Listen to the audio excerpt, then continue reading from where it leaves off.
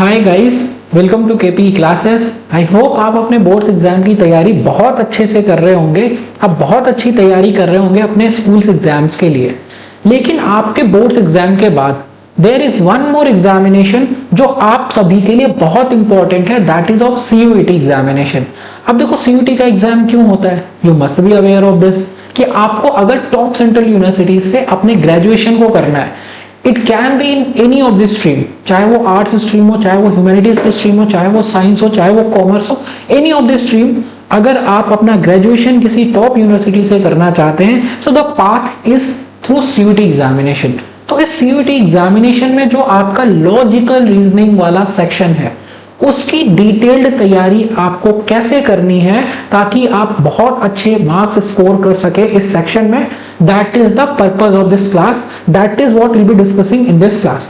लेकिन उससे पहले आपको समझना पड़ेगा, उससे पहले आपको सीखना पड़ेगा कि आपका ये जो पार्ट है, जो आपका एग्जामिनेशन है, that is divided into 3 parts, जिसमें आपका जो पहला पार्ट है that is of language test, जो आपका दूसरा पार्ट है that is of domain subject, और जो आपका तीसरा पार्ट है that is of general test, right.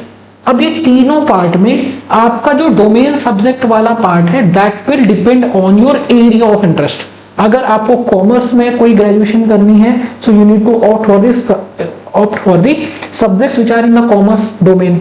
अगर आपको मान लो लॉ करनी है, लीगल स्टडीज इज देयर। अगर आपको आर्ट्स के सब्जेक्ट्स करने हैं, आर्ट की स्ट्रीम इज देयर। तो domain subject will depend as पर your area of interest. But part 1 and part 3 is compulsory for all the students for the maximum eligibility in the CUET examination, right. अब देखो इसमें जब हम इसकी part 3 की बात करते हैं, इसका सेकेंड पार्ट है that is of logical reasoning. अब देखो लॉजिकल रीजनिंग क्या है, एक ऐसा सब्जेक्ट है, जैसे हम क्वांट की बात करते हैं, बहुत से स्टूडेंट्स उसको पढ़ चुके होते हैं। आप 10th क्लास तक जो मैथ्स पढ़ते हो वही तो क्वांट है, percentage, ratio, profit, average, mixture, alligation, ये सब तो हम पढ़ चुके होते हैं ना, क्वांट आप पढ़ चुके होते हो। लेकिन लॉजिकल रीजनिंग इज समथिंग जो हमें सीखनी होती है, समझनी होती है। अब देखो लॉजिकल रीजनिंग है क्या। लॉजिकल रीजनिंग की जब हम बात करते हैं, भैया मतलब कोई लॉजिक होगा, तभी तो हमने इसको लॉजिकल रीजनिंग नाम दिया है। कौन सा लॉजिक क्या है, हम वो सीखते हैं इसमें। अब देखो उससे पहले कि हम इसके लॉजिकल रीजनिंग के कॉन्सेप्ट सीखें, उससे पहले हम देखेंगे आपका लॉजिकल रीजनिंग का डिटेल्ड सिलेबस क्या है, कौन कौन से आपके पार्ट्स हैं जिनको आपको इस एग्जाम के लिए करके जाना है। अब जैसे हमने जब क्वांट का आपका सिलेबस डिस्कस किया था, उसमें हमारे बड़े सारे मॉड्यूल थे जो इंटर रिलेटेड थे। यहाँ पे भी वो होगा, लेकिन ऐसा इंटर रिलेशन नहीं होगा कि आप एक टॉपिक कर लो आपके 10 टॉपिक हो जाए। लॉजिकल रीजनिंग में आपके लॉजिक लगेंगे। लॉजिक आप, हाँ, अगर आप लॉजिकल थिंकिंग आपकी है आपको नहीं पढ़ना, लेकिन अलग अलग लॉजिक हमें इसमें सीखने होते हैं, वही हम सीखेंगे। अब देखो जैसे हम लॉजिकल रीजनिंग की बात करते हैं, इसमें आपका पहला जो टॉपिक हो गया वो डायरेक्शन एंड डिस्टेंस का हो गया। कैसे क्वेश्चंस आते हैं अभी हम उसको डिटेल में समझेंगे, लेकिन उससे पहले जैसे डायरेक्शन एंड डिस्टेंस कैसे क्वेश्चन आएंगे। सपोज इसमें दिया जाता है you are waking up early in the morning and your house is facing east direction. You are coming out of your house and you are taking a left turn, then you are taking a right turn, and then you are going straight 10 kilometer. They will be asking what direction you are facing right now, or they will be asking your house with respect to your present position in which direction. So these are the kind of question that you will be getting in direction and distance part, completely based on logic. अभी हम इसको सीखेंगे, आपको बहुत अच्छे तरीके से ये समझ आएगा। तो ये हो गया आपका डायरेक्शन डिस्टेंस। फिर उसके बाद आपका जो टॉपिक होता है वो ब्लड रिलेशन का होता है। अब ब्लड रिलेशन क्या होती है भाई, अब देखो आप भले ही आपने लॉजिकल पढ़ा हो ना पढ़ा हो, these are some kind of question जिनसे आप अवेयर होते ही हो। आपने बहुत बार सुना होगा questions like this, he is the mother of the father of your uncle's aunt. These are the kind of questions you'll be getting in the blood relation part. तो आपका लॉजिकल में आपको एक आइडिया हो गया होगा कैसे क्वेश्चंस आते हैं। डायरेक्शन हो गया, ब्लड रिलेशन हो गया, कोडिंग डिकोडिंग हो गया। अब कोडिंग एंड डिकोडिंग क्या है कि आपको अल्फाबेट या नंबर्स में कोई सीक्वेंस दे दिया गया, कोई पैटर्न दे दिया, कोडिंग एंड डिकोडिंग हो गया, सीक्वेंस एंड सीरीज हो गया। फिर उसके बाद आपके बड़े सारे टॉपिक्स हैं जो इसमें हमें सीखने हैं, लेकिन बहुत बहुत जल्दी आप सीख सकते हो। जो आपका एग्जाम का जो लेवल है, जो डिफिकल्टी लेवल है वो बहुत कम है, मतलब as compare to other examination. So it's very easy to score 100 marks, it's very easy to score 100% marks in logical and quantitative part. Sequence and series हो गया, कोडिंग एंड डिकोडिंग हो गया। फिर उसके बाद आपने सुना होगा सिटिंग अरेंजमेंट हो गया, ऑर्डर एंड रैंकिंग हो गया। फिर उसके बाद आपका जो टॉपिक आता है वो आपका हो गया डाइस का। फिर उसके बाद जो आपके टॉपिक्स आते हैं, is there anything that we missed here? Clock हो गया, कैलेंडर हो गया। फिर उसके बाद आपका जो टॉपिक आता है सिलॉग हो गया, सिलॉगिज्म। फिर उसके बाद आपका जो टॉपिक आता है वो आपके हो जाता है स्टेटमेंट कंक्लूजन, स्टेटमेंट आर्ग्यूमेंट, जो आपकी क्रिटिकल रीजनिंग का पार्ट होते हैं, कॉज एंड इफेक्ट, वो सारे आपको टॉपिक करने होते हैं। फिर उसके बाद आपका जो टॉपिक आता है वो आपका स्पेशल एप्टीट्यूड पे बेस्ड होता है, जिसमें आपके mirror image, water image, cutting, folding, rotation, हाँ स्केलिंग, ये सारी चीजें हमें हैं जो हमें लॉजिकल रीजनिंग वाले पार्ट में करनी होती है, सीखनी होती है। अब आपके एग्जाम का जो बेस्ट पार्ट है वो क्या है कि आपको जो एग्जाम में क्वेश्चन आएगा ना, आपके एग्जाम में जो आपका क्वेश्चन आता है वो आपके सभी पार्ट से आता है। मतलब आपके एग्जाम में डायरेक्शन से भी क्वेश्चन होगा, ब्लड रिलेशन से भी होगा, कोडिंग से भी होगा, सीक्वेंस से भी होगा, सेटिंग से भी होगा, ऑर्डर रैंकिंग से भी होगा, डाइस से भी होगा, क्लॉक से भी होगा, कैलेंडर से भी होगा, स्टेटमेंट कंक्लूजन से भी होगा। कोई भी ऐसा पार्ट नहीं होता जिससे आपका एग्जाम में क्वेश्चन ना आए। तो आप ऐसा नहीं सोच सकते कि भाई ये टॉपिक इंपॉर्टेंट है, ये टॉपिक इंपॉर्टेंट नहीं है, इसको स्किप कर देते हैं, because we are getting questions from each and every part and same thing goes with the quantitative part। उसमें भी आपके जो क्वेश्चंस आते हैं वो सभी के सभी क्वेश्चंस क्या हैं, वो सभी के सभी क्वेश्चन सभी पार्ट से आते हैं। Percentage, profit loss, discount, average, ratio, सारे के सारे कॉन्सेप्ट से आपको क्वेश्चन देखने को मिलते हैं। ये तो हो गया कि हमें क्या करना है। अब how we do it in the classroom courses that we are going to understand. चलो जैसे हम एग्जाम्पल के लिए कोडिंग डिकोडिंग की बात करते हैं। अब इसे कोडिंग डिकोडिंग में क्वेश्चंस कैसे आते हैं? कोडिंग डिकोडिंग में आपको अल्फाबेट और नंबर्स के बीच में एक कॉम्बिनेशन दे दिया जाता है। जैसे मान लो for an example I am just trying to make an question right here, just give me a second. 1 1 4 5। Now these kind of questions will be given. If Aman is quoted as 1 4 1 5, how Raman will be quoted? अब देखो, for solving these kind of question you need to establish a relationship between these alphabets। कि ये alphabets कैसे हैं कि ए की जगह 1 आता है, कैसे आ सकता है, एम की जगह 4 आता है, कैसे आ सकता है, ए की जगह 1 अगेन आता है, कैसे आ सकता है, एन की जगह 5 आता है, कैसे आ सकता है। ठीक है, इन चीजों को हमें सीखना होता है। अब उसको सीखने के लिए क्या है, हमें जो अल्फाबेट्स है ना, अल्फाबेट्स की रैंकिंग याद होनी चाहिए कि आपके जो अल्फाबेट्स है, जैसे I am saying N, N कौन से नंबर पे आता है? 14 पे आता है। कैसे पता है भाई? अगर आप याद करो, यही सेम चीज मैं आपको क्वांट में बोलता हूं, अगर आप याद करोगे तो आप भूल जाओगे, लेकिन अगर आप कहानी सुनोगे, कहानियां याद रह जाती है। तो हम क्या करते हैं, कहानी के फॉर्मेट में इसको याद करते हैं। पहले जैसे मान लो थोड़ी तो टैबलेट है, टैबलेट क्या है, जैसे मान लो आपको फीवर आ गया, टैबलेट ले लिया, आप ठीक हो गए। अल्फाबेट की रैंकिंग याद नहीं होती, 2 टैबलेट हैं जिनसे आपको कुछ अल्फाबेट्स की तो रैंकिंग एटलीस्ट याद हो जाएगी। पहली टैबलेट है EJOTY, दूसरी टैबलेट है सिफ्लोरक्स। ऐसा नहीं लगता ये एक कफ सिरप है, CFILO। अच्छा स्पेलिंग गलत हो गई, साइड इफेक्ट भी हो जाएंगे अगर स्पेलिंग गलत हो गई। मेडिसिन आपको सही लेनी है, CFILORUX। अब आई होप आपको पाई की टेबल आती होगी। पाई की टेबल क्या है? 5 10 15 20 25। फिर उसके बाद आई होप 3 की टेबल आपको आती होगी, 3 6 9 12 15 18 21 24। अब देखो, एक तो ये जनरल तरीका हो गया कि हमें अल्फाबेट्स की रैंकिंग याद कैसे करनी है। एक आपका हो गया अल्फाबेट, एक आपका वर्ड हो गया इजोटी। ई की रैंकिंग 5 हो गई, जे की रैंकिंग 10 हो गई, ओ की रैंकिंग 15 हो गई, टी की रैंकिंग 20 हो गई, वाई की 25 हो गई, सी, और इसी तरह से हमने इतने सारे अल्फाबेट्स की रैंकिंग याद कर ली। एक तो तरीका ये है। टैबलेट काम नहीं करती, उसके बाद आता है इंजेक्शन। इंजेक्शन क्या है? Injection to your memory. कैसे होगा वो? Injecting the alphabetical ranking in your memory, that is what we are going to do now.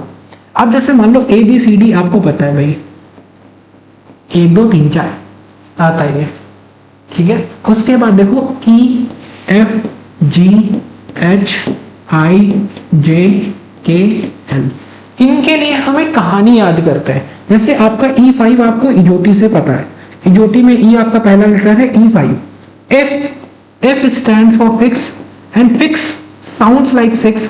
That is how place value for F is going to be 6. कुछ है इसमें, कहानी है, F fix 6 याद आ जाएगा। अब देखो G हमने ऐसे लिखा, G को हम ऐसे भी तो लिख सकते हैं, injection to your memory G7, G7 ये फिगर अपने दिमाग में बिठा लो, G7। अब अगर आप देखोगे G20 group used to exist, G20 का जो फोर रनर है वो G7 था, ग्रुप ऑफ 7 नेशंस। तो अब ये क्या हो गया G7। That is how you can remember the place value of G। अब H क्या है, H को हम इस तरीके से लिख सकते हैं, H की जो प्लेस वैल्यू है वो 8 है। अगर आप H को ऐसे मर्ज कर दो, इट इज लुकिंग लाइक 8, तो H की प्लेस वैल्यू क्या हो गई, 8 हो गई। I की प्लेस वैल्यू क्या है, I is looking like 9, I हम ऐसे भी तो लिखते हैं, I is exactly looking like 9, that is how I की प्लेस वैल्यू इज 9। J जोटी में J आपका 10 है, E के बाद J आता है 10। K stands for Kelvin, Kelvin sounds like 11, that is how place value for K is going to be 11। L 12, they sound similar, that is how place value for L will be 12। So that is how we learn the place value for the given alphabets। अभी और भी बड़ी सारी चीजें, जैसे X क्या 4 line से मिलकर के बना है, 4 लिखा, अब X 4 तो नहीं हो सकता, 4 तो D है, 24 होता है, ये हो गया। V क्या है, V stand for victory, victory का साइन होता है ये, just right 2 times, that is the place value for victory. तो इस तरीके से जब आप अल्फाबेट्स की प्लेस वैल्यू याद करते हो तो आपको एक कहानी, ये याद करना नहीं होता, ये आपकी मेमोरी में डायरेक्ट इंजेक्ट हो जाता है क्लासरूम में ही। उसके बाद जब हम 50-60 क्वेश्चन प्रैक्टिस करते हैं ना, उस टाइम तक तो आपकी ऐसी मेमोरी में चला जाता है कि अगर आप कोमा में भी गए ना, वापस आओगे आपको याद आ जाएगा। कोमा में तो हो सकता है ना याद रहे, लेकिन वापस आते ही याद आ जाएगा। अब देखो एक क्वेश्चन जैसे हमने लिखा था, अब देखो यहाँ पे अल्फाबेट की रैंकिंग लिखते हैं, ए की रैंकिंग 1 है, हमें पता है 1 दे रखा है। एम की ranking, M stands for middle, middle मतलब बीच का, बीच का मतलब 13, ठीक है 13 लिख दिया हमने। या फिर दूसरा तरीका समझ सकते हो, एम हमने लिखा, एम को रोटेट कर दो, M will be looking like 13। M की प्लेस वैल्यू क्या होगी 13। एक चीज को याद करने के बड़े सारे तरीके हैं, तो एम की प्लेस वैल्यू होगी 13, ठीक है। एम मिडिल, मिडिल मतलब बीच का, बीच का मतलब टोटल 26 अल्फाबेट डिवाइड बाय 2 13, एक तरीका ये है। या एम को रोटेट कर दो, 3 तो है नहीं, एम की प्लेस वैल्यू 13 होगी, ठीक है। तो एम 13 हो गया, ए 1 हो गया। अब एन क्या होता है, एन आपको याद होगा, N stand for November, November 14 is celebrated at children's day, right. तो आपका नवंबर 14 मतलब एन की प्लेस वैल्यू 14 हो गई।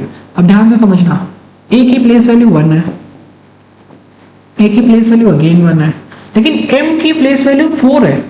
क्या ये ऐसे आएगी, 1 + 3 4 दे रखा है, यहाँ पे 1 + 4 आपको 5 दे रखा है। तो सेम चीज हमें यहाँ पे करनी है। अब जैसे आपको रमन दे रखा है, ए की प्लेस वैल्यू 1 रहेगी, ए की प्लेस वैल्यू 1 रहेगी, एम की 13 आती है, 3 + 1 4 हो जाएगी, एन की क्या है अब आपके 5 हो जाएगी। ये तो चलो आप यहीं से निकाल सकते थे, रमन इज नथिंग बट अमन। अब आर की प्लेस वैल्यू क्या होती है, आर की प्लेस वैल्यू होती है 18, 18। 18 को हिंदी में क्या बोलते हैं 18, 18 and with R, R is the place value, 18 is the place value for R, right, क्योंकि हिंदी में 18 बोलते हैं। ऐसे ही एस की याद करते हैं, 19, 19 हिंदी में बोलते हैं 19, 19 ends with S, that is the place value for S is 19। तो अब देखो R 18 हो गया, लेकिन 8 + 1 9, सो 91415 is the correct code for the same language. अब इसमें क्या है, जब आप इस तरीके से, हो सकता है आपको भी बहुत कम समझ आया होगा, लेकिन किसी भी चीज की तैयारी एक दिन में नहीं होती, स्टेजेस में होती है। अब अगर टीम इंडिया बिना इतनी प्रैक्टिस के जाती तो शायद वर्ल्ड कप नहीं जीतती, लेकिन उन्होंने ओवर द पीरियड ईयर्स लगाए, बहुत मेहनत करी, तब जाके वो इसको जीत पाए।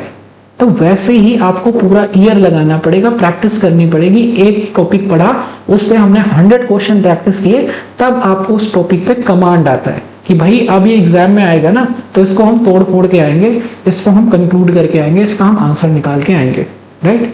तो ये तो हो गया कि how you will be preparing for this examination, इसका सिलेबस क्या है। अब आप अगर इसकी बहुत अच्छी तैयारी करना चाहते हो, KP Classes has launched a golden opportunity for all of you. We have launched CUET Udaan batch, जिसमें आपके जो डोमेन सब्जेक्ट है, अब हो सकता है पहली बात तो आपका लैंग्वेज और जनरल टेस्ट है, which is compulsory for all the students. तो आपकी लैंग्वेज और जनरल टेस्ट की क्लासेस तो आपको उड़ान बैच में मिलती ही मिलती है।